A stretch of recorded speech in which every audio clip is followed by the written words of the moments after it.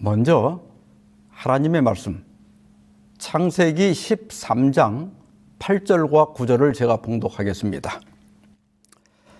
아브라함이 롯에게 이르되 우리는 한 친족이라 나나 너나 내 목자나 내 목자나 서로 다투게 하지 말자.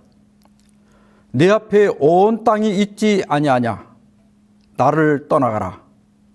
네가 좌하면 나는 우하고 네가 우하면 나는 좌하리라. 오늘은 네가 우하면 나는 좌하리라 이런 제목으로 그리스도인의 중요 자질 중 관용성에 대해 말씀을 나누고자 합니다. 조선 초기에 유명했던 황희정승 아시죠? 어느 날 황희정승 집에 손님이 오게 되었습니다. 그런데 손님 맞이 준비를 하던 두 여종이 옥신각신 말다툼을 하다가 황희정승에게 갔습니다.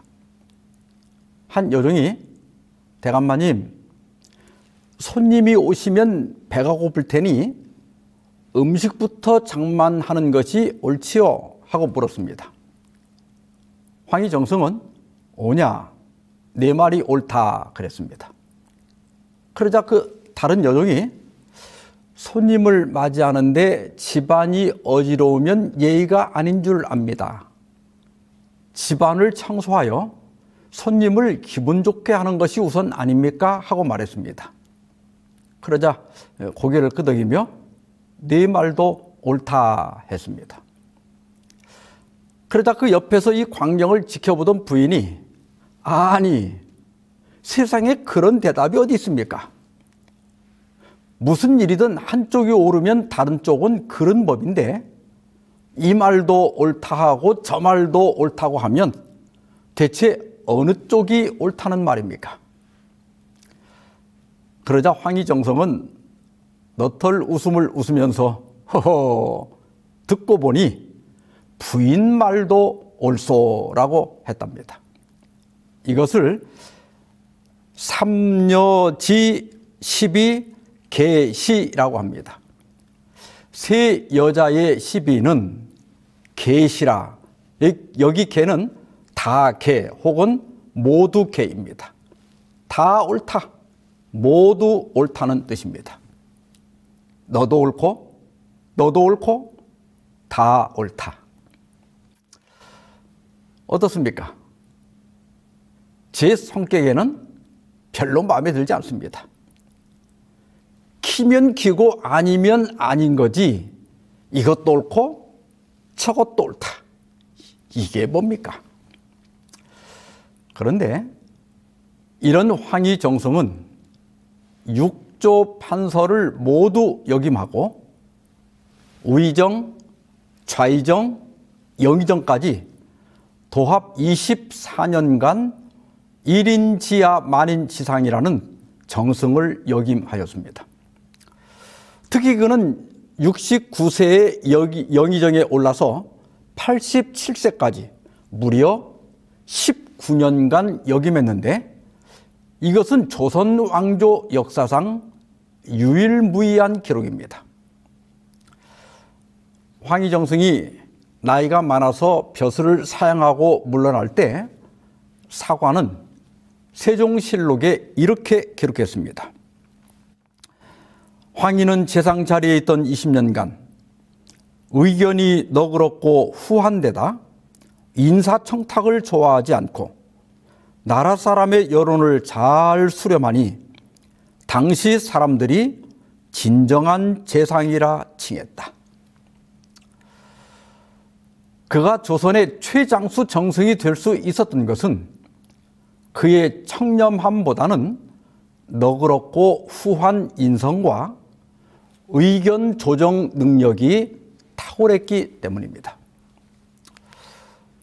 오늘 우리가 함께 생각해 볼 그리스도인의 중요한 자질은 관용성입니다. 오늘 본문은 아브라함과 롯의 가축이 너무 많아져서 같이 살 수가 없게 되었기 때문에 서로 헤어지는 장면입니다. 아브라함이 하란을 떠날 때 모든 친척 중에서 조카 롯과 그의 가족들만 아브라함을 따라서 가나안으로 갔습니다. 그리고 가나안의 흉년이 들어서 애굽으로 내려갈 때도 함께 따라갔습니다.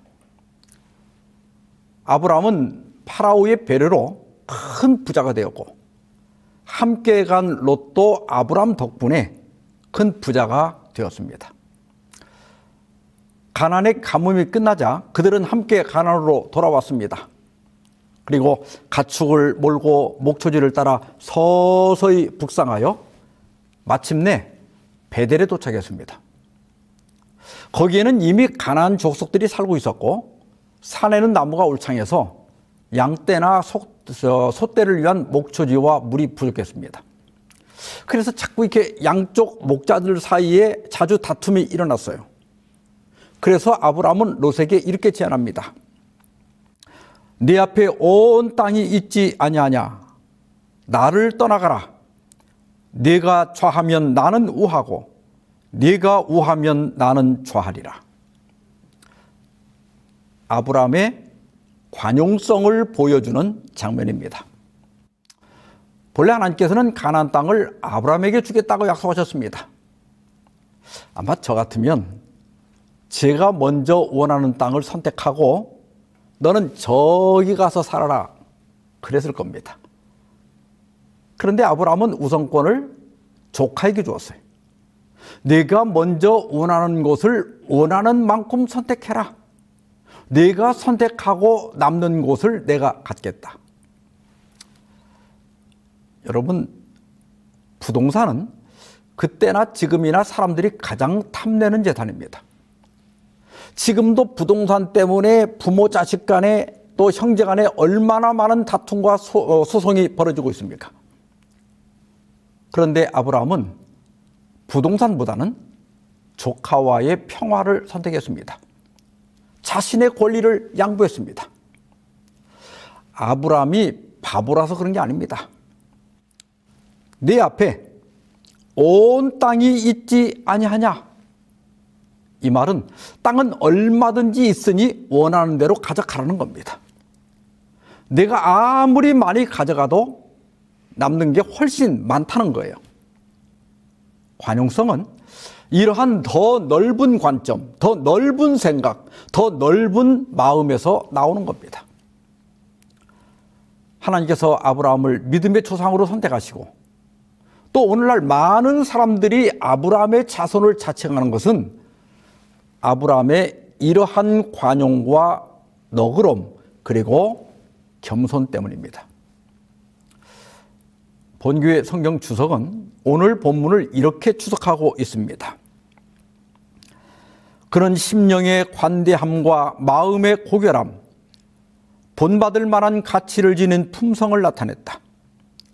그가 달리 행했다면 그것은 사람들이 다른 사람을 대우할 때 일반적으로 지배하는 이기적인 원리를 따른 것이 되었을 것이다. 그러나 영적인 사람은 보다 높은 원리를 따라 살며 이 세상의 일시적인 이득을 넘어 영원한 이득을 바라본다. 육적인 사람과 영적인 사람은 인생의 가치관과 목적이 다릅니다. 육적인 사람은 물질적인 풍요나 사회적인 명예, 권력과 영향력, 쾌락과 즐거움을 추구하는 것이 우선입니다. 늘 무엇을 먹을까, 무엇을 마실까, 어떻게 하면 더 즐거울까를 생각합니다. 그러나 영적인 사람은 보다 높은 원리를 따라 삽니다. 이 땅의 일시적인 이익보다는 영원한 이익을 바라봅니다. 죄에서 구원받는 것, 하나님과의 교제, 마음과 이 마음의 평안과 기쁨, 예수 그리스도를 닮는 것, 하나님을 기쁘시게 하는 것, 이런 것들을 우선적으로 추구합니다. 그렇기 때문에 세상적인 것에 관용할 수 있고 양보할 수 있고 때로 손해를 보더라도 덤덤히 넘어갈 수 있는 겁니다. 사도 바울은 빌립보서 4장 5절에서 너희 관용을 모든 사람에게 알게 하라. 주께서 가까우시니라 말씀했습니다. 여기 관용은 헬라어로 에피에이케스인데 양보하는, 온화한, 친절한 이런 뜻을 갖고 있습니다. 본래 이 단어는 원칙이나 규칙을 가혹하게 적용하는 것이 아니라 보다 인도적으로 그리고 자비롭게 적용하는 것을 의미했습니다. 그런데 바울은 이 단어를 반대나 갈등에 직면했을 때 온화하고 관용적으로 대할 것을 권고하는 데 사용했습니다. 자신의 권리를 최대한 주장하지 않고 평화와 자비, 사랑을 위해서 기꺼이 양보하라는 겁니다. 이러한 정신은 아브라함이 롯을 대할 때 잘 나타났습니다. 사도는 우리로 하여금 모든 사람에게 이러한 관용을 나타내라고 권고합니다. 왜냐하면 주께서 가까우시기 때문입니다. 주께서 오실 때 이 세상의 부나 명예나 쾌락은 아무런 가치가 없습니다. 그런 것들이 우리를 구원하지 못할 뿐만 아니라 하나도 하늘로 가져갈 수 없습니다. 또한 평화를 위하여 관용하고 양보하고 참는 것은 손해를 보는 것 같지만 그러나 곧 주님이 오셔서 갚아주신다는 겁니다. 따라서 이 마지막 때에 우리 그리스도인들이 갖추어야 할 모든 사람들에게 보여주어야 할 덕목 중 하나는 관용성입니다. 그리스도인들은 양보할 줄 알아야 하고 또 사람들을 너그럽게 대해야 합니다. 지난 2월 7일에 카타르에서 열린 2023 아시안컵 4강전에서 우리 한국 축구 대표팀이 무력하게 패배해서 큰 실망을 주었습니다. 이번 대회는 손흥민을 비롯해서 이강인, 김민재 등 국제적인 선수들이 포진한 역대 최강의 전력이라서 64년 만에 우승할 것이라는 기대가 컸었습니다. 그러나 우리 대표팀은 유효 슈팅 하나도 없는 졸전 끝에 0대2로 완패했습니다. 준결승전 패배도 충격이었지만 그 중요한 경기를 앞두고 전날 밤에 주장인 손흥민 선수와 이강인 선수 사이에 물리적 충돌이 있었다는 외신 보도가 나오면서 비난 여론이 들끓었습니다. 이강인 선수는 여론의 몰매를 맞았고 선수 관리를 제대로 못한 클리스만 감독은 1년도 안 돼 경질되는 사태가 벌어졌습니다. 나중에는 이강인 선수뿐만 아니라 그의 가족과 주변인들 또 그를 응원한 방송인에게까지 비난의 여론이 확산되었습니다. 또한 중요한 경기를 앞두고 하극상을 일으킨 이강인 선수를 대표팀에서 제외해야 한다는 여론이 일어났습니다. 그런데 약 2주 후에 손흥민 선수는 자신의 인스타그램에 이강인 선수가 영국 런던으로 찾아와서 자신을 비롯한 대표팀 모든 선수에게 진심 어린 사과를 했다면서 이강인 선수와 다정하게 찍은 사진을 올렸습니다. 그러면서 그 일로 강인이가 너무 힘든 시간을 보내고 있다고 하면서 한 번만 너그러운 마음으로 용서해 주세요. 대표팀 주장으로서 꼭 부탁드립니다. 라는 글을 올렸습니다. 이 기사를 보면서 손흥민 선수가 공만 잘 차는 선수가 아니구나 하는 생각을 했습니다. 주장답게, 선배답게 자신에게 하극상을 벌였던 후배 선수를 흔쾌히 용서하고 품어주는 모습에서 저는 우리가 배울 관용성과 너그러움을 보았습니다. 우리가 바닷가에 가서 바닷가에 가면 수평선을 볼 수 있죠. 근데 여러분, 이 수평선은 직선입니까? 곡선입니까? 직선처럼 보이지만 더 넓게 보면 분명히 곡선입니다. 그래서 바다가 지구 표면의 70%를 차지하고 있지만 지구는 둥근 공 모양으로 되어 있는 겁니다. 세상에는 직선보다는 곡선이 훨씬 많습니다. 지구뿐만 아니라 과일이나 곡식들도 대부분 둥글게 되어 있습니다. 또 나뭇잎이나 채소들도 대부분 곡선으로 되어 있습니다. 곡선은 부드럽고 여유롭고 매끄럽습니다. 천연계는 조물주의 품성을 드러내고 있습니다. 언약의 시편으로 알려진 시편 89편 14절에서 다윗은 의와 공의가 주의 보좌에 기초라 인자함과 진실함이 주 앞에 있나이다 라고 했습니다. 하나님의 보좌의 기초는 의와 공의입니다. 여기 의는 올바름, 공정을 의미하고 공의는 심판, 재판 등을 의미합니다.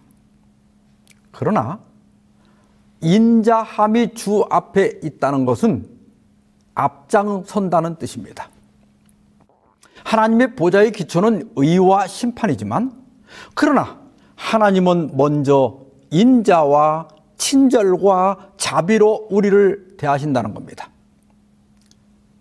그래서 하나님은 얼핏 보면 직선이지만 더 넓게 보면 곡선입니다.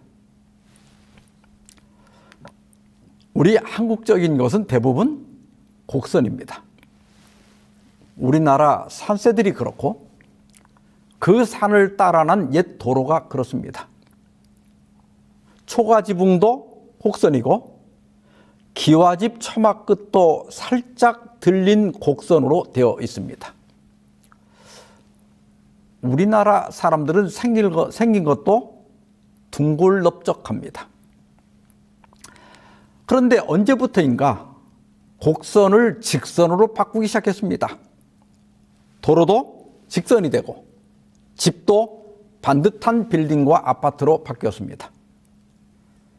구불구불한 논두렁도 직선으로 곱게 펴고 동네 개천이나 강도 직선이 되고 산책로가 생겼습니다.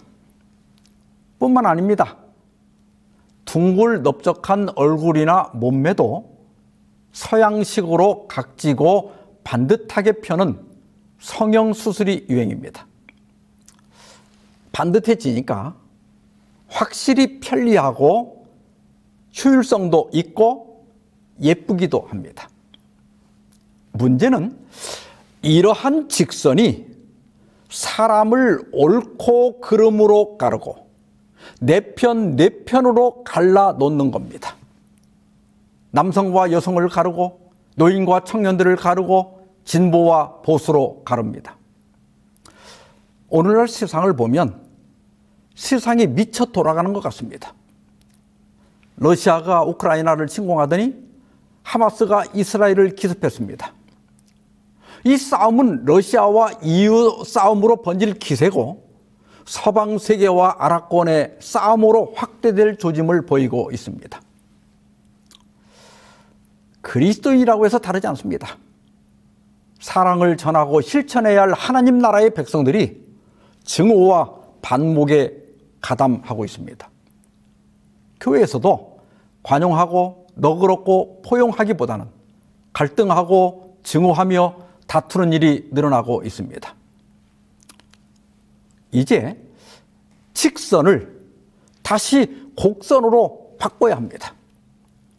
우리가 그리스도를 닮으려면 직선보다는 곡선이 되어야 합니다. 이 곡선을 쭉 따라가다 보면 원이 됩니다. 그것을 한자로 원만이라고 합니다.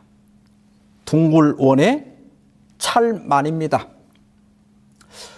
원만하다는 단어를 생각하면 보름달이 떠오릅니다. 국어사전에서는 원만하다는 뜻은 성격이 모난 데가 없이 부드럽고 너그럽다. 일의 진행이 순조롭다. 서로 사이가 좋다. 이렇게 설명하고 있습니다. 원만은 본래 성취, 완성을 의미하는 불교 용어였다고 합니다.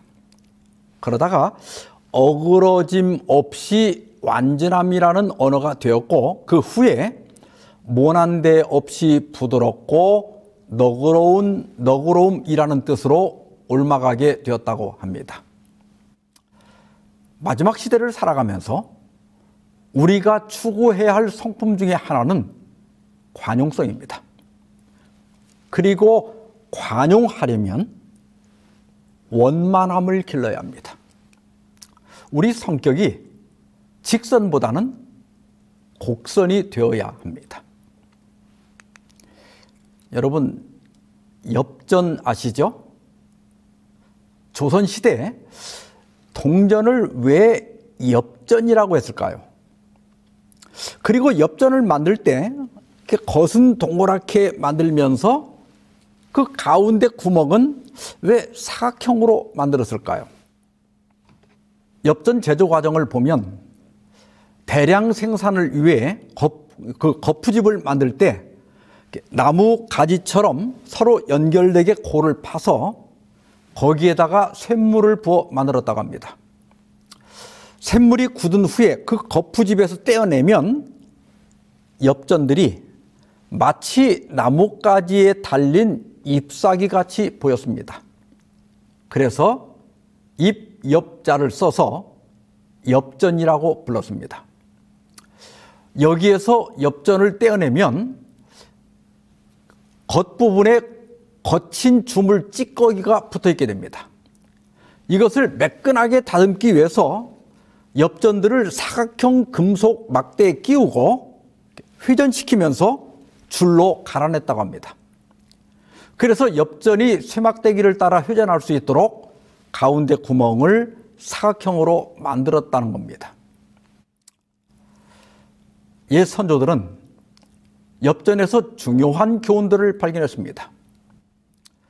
엽전은 겉은 둥글지만 안에는 네모가 있습니다. 네모는 규칙이나 원칙, 엄격함을 상징한다고 생각했습니다. 이에 비해서 원은 원만함, 부드러움, 관용을 상징한다고 생각했습니다.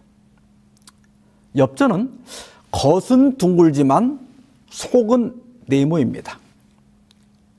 가장 이상적인 사람은 엽전 같은 사람입니다. 자신에게는 엄격하지만 다른 사람에게는 관용하는 사람입니다. 둘째는 겉도 둥글고 속도 둥근 사람이 있습니다. 사람은 좋은데 원칙도 없고 꾸준함도 없습니다. 세상을 되는 대로 살아가는 사람입니다. 셋째는 겉은 네모지만 속은 둥근 사람입니다.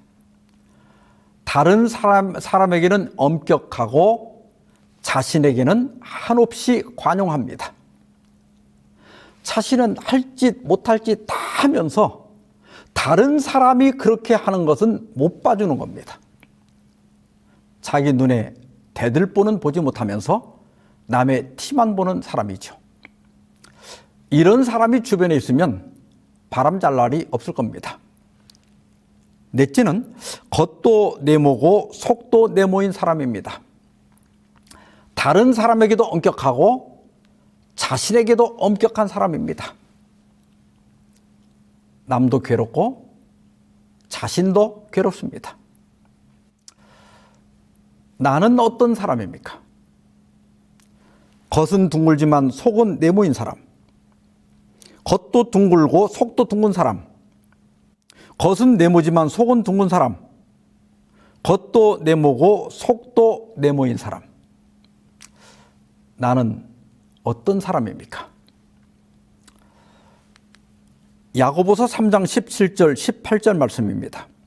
오직 위로부터 난 지혜는 첫째 성결하고 다음에 화평하고 관용하고 양순하며 긍휼과 선한 열매가 가득하고 편견과 거짓이 없나니 화평하게 하는 자들은 화평으로 심어 의의 열매를 거두느니라. 여기 지혜는 경건한 생활에 필요한 지혜들을 가리킵니다. 야고보는 세상의 지혜는 독한 시기와 다툼과 자랑과 거짓말들이며 이런 것들은 땅의 것이요, 정욕의 것이요, 귀신의 것이라고 지적합니다. 그러면서 위로부터 난 지혜, 즉 하나님으로부터 오는 지혜를 소개합니다. 첫째는 성결 혹은 순결합니다. 이기적인 동기나 도덕적 허물이 없습니다. 둘째, 갈등이나 다툼이 아닌 화평과 조화를 추구합니다. 셋째는 관용합니다. 온화하고 남의 실수를 용납합니다. 넷째는 양순합니다. 고집이 세지 않고 순종적이며 까다롭지 않습니다. 다섯째는 긍휼, 즉 동정적이고 사랑과 자비가 풍부합니다. 여섯째는 선한 열매, 즉 곤경에 처한 사람들을 잘 돕습니다. 그리고 마지막 일곱 번째는 편견과 거짓이 없습니다. 어느 한쪽에 치우치거나 위선이 없이 공정하고 진실합니다. 이러한 지혜들을 한 단어로 요약한다면 원만함이라고 할 수 있습니다. 모나지 않은 겁니다. 웬만하면 부딪히지 않아야 합니다. 돌은 물속에서 오래 구르다 보면 모난 부분들이 깎여서 둥글둥글해집니다. 교회에서 오래 굴렀는데도 아직도 모가나고 날카롭고 다른 사람들에게 자주 상처를 입히는 사람들이 있습니다. 깎여야 합니다. 직선이 아니라 곡선이 되어야 합니다. 그래서 원만해지도록 기도해야 합니다. 노자의 도덕경에 상선약수라는 말이 있습니다. 최고의 선은 물과 같다는 뜻입니다. 노자는 물을 이 세상에서 으뜸과는 선의 표본으로 여겼습니다. 왜냐하면 물은 만물을 이롭게 하지만 다투지 않고 주로 사람들이 싫어하는 곳에 처하기 때문입니다. 수유칠덕이라는 글이 있습니다. 물에는 7가지 덕목이 있다는 뜻입니다. 첫째는 물은 낮은 곳을 찾아 흐르는 겸손이 있다. 물은 항상 자신의 위치를 고집하지 않고 낮은 곳으로 흘러가며 다른 것들과 화합합니다. 직분이 높아지고 나이가 많아질수록 숙여야 합니다. 그래야 다른 사람들과 화합할 수 있고 존경을 받을 수 있습니다. 겸손도 원만해지는 방법 중에 하나입니다. 둘째는 물은 막히면 돌아가는 지혜가 있다. 물은 흐르다가 막히면 돌아갑니다. 장애물이 있으면 피해서 돌아갑니다. 물론 막힌 것을 극복하는 것도 인간 승리지만 돌아가는 것도 지혜입니다. 반대를 만날 때 양보하고 때를 기다릴 줄 알아야 합니다. 이 세상에는 일부러 고집을 피우는 것이 아니라 뭘 몰라서 고집을 피우는 경우가 대부분입니다. 그 사람이 깨달을 때까지 기다리면서 돌아가는 것, 그것이 원만한 겁니다. 셋째, 물은 구정물까지 받아주는 포용력이 있다. 물은 깨끗한 물만 받아주는 것이 아니라 구정물도 받아줍니다. 그리고 더러운 것을 깨끗하게 씻어주며 모든 것을 포용합니다. 공자는 물이 지나치게 맑으면 고기가 없고 사람이 지나치게 살피면 따르는 무리가 없다고 했습니다. 예수님은 죄인들을 피하지 않고 오히려 그들에게 다가갔습니다. 그리고 그들을 씻어 깨끗하게 하시고 새로운 삶을 살게 하셨습니다. 이러한 포용력을 가질 때 우리가 원만해지는 겁니다. 넷째로, 물은 어떤 그릇에도 담기는 융통성이 있습니다. 물은 어떤 그릇에도 담깁니다. 둥근 그릇에도 담기고 네모난 그릇에도 담깁니다. 자신의 모양을 고집하지 않고 그릇의 모양에 따라서 자신을 바꿉니다. 이것은 줏대가 없는 것과는 다릅니다. 그것은 부와 내동하는 거죠. 그냥 자기의 소신도 없이 그저 남이 하는 대로 따라가는 거예요. 근데 여기 말하는 융통성은 화이부동입니다. 다른 사람과 원만하게 지내지만 자기 중심과 원칙을 잃지 않는 겁니다. 이러한 융통성을 갖는 것, 그것이 원만해지는 겁니다. 다섯 번째로, 물은 바위도 뚫는 인내와 끈기가 있습니다. 물은 연약하지만 인내와 끈기로 바위를 뚫습니다. 원만하려면 인내와 끈기가 필요합니다. 참을 줄 알고 기다릴 줄 알아야 합니다. 그래야 원만한 성격을 기를 수 있습니다. 여섯째는 장엄한 폭풍까지 투신하는 용기입니다. 물은 부드럽고 조용하지만 절벽을 만나면 거침없이 투신하여 폭포를 만듭니다. 원만하다고 해서 연약한 것은 아닙니다. 때로 폭포처럼 투신하는 용기를 갖고 있습니다. 마지막 일곱 번째는 유유히 흘러 바다를 이루는 대의입니다. 물은 막히면 돌아가고 갇히면 채워주고 넘치면 넘어갑니다. 빨리 간다고 뽐내지도 않고 늦게 간다고 안타까워하지도 않습니다. 유유히 흘러 마침내 큰 바다를 이룹니다. 원만함은 결코 손해가 아닙니다. 그 원만함은 약간 바보 같고 손해보는 것처럼 보이지만 그것들이 쌓여 바다 같은 대의를 이루는 겁니다. 이러한 물의 7가지 덕목을 마음에 새기면서 원만한 그리스도인이 되면 좋겠습니다. 몇 년 전에 중앙일보 백성호의 현문 오답에 시인이면서 기독교 영성가인 고진하 목사에 대한 기사가 실린 적이 있습니다. 고 목사님은 기독교 감리교단에서 목회를 하다가 은퇴한 후에 원주 변두리에 있는 70년이 넘은 한옥에 살고 있다고 합니다.